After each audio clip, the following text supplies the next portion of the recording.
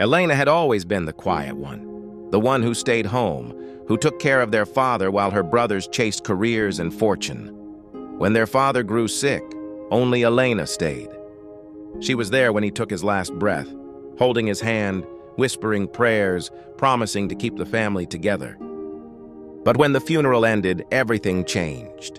At the lawyer's office, her brothers sat impatiently. "Let's get this over with," one of them said. The lawyer unfolded the will. "To my sons, Daniel and Marcus, I leave the company equally. To my daughter, Elena, I leave the family home and whatever remains of my savings account." Daniel smirked. "The house? That's cute. I guess she'll keep dusting while we handle the real work." Marcus laughed. "Maybe she can rent a room to pay the bills." Elena said nothing.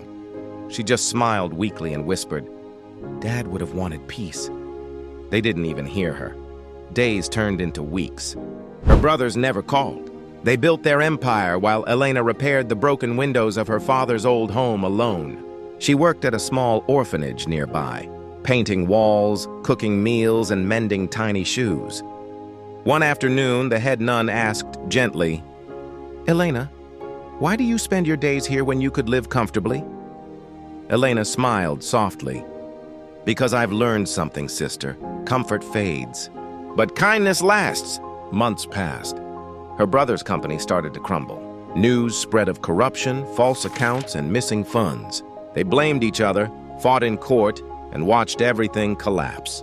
Then one rainy morning, a car pulled up to the orphanage. A man stepped out, the same lawyer who'd read her father's will. "Elena," he said softly, "your father left me a second envelope. He asked me to deliver it when your brothers lost what they built." He handed her a letter and a folder. Inside was a check, millions in untouched savings, and a letter written in her father's familiar hand. "My dear Elena, I knew your brothers would forget what matters, but I also knew that you would never forget love. This money isn't a reward, it's a tool.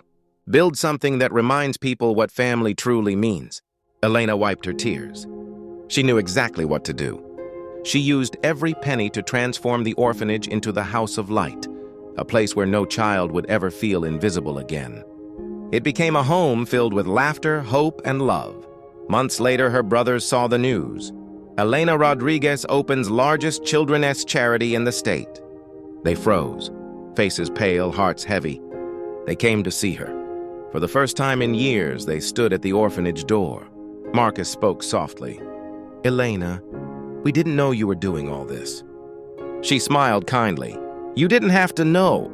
You just had to care." Daniel lowered his head. "We were blind. You're everything Dad wanted us to be." Elena nodded, tears in her eyes. "Maybe now you finally see me."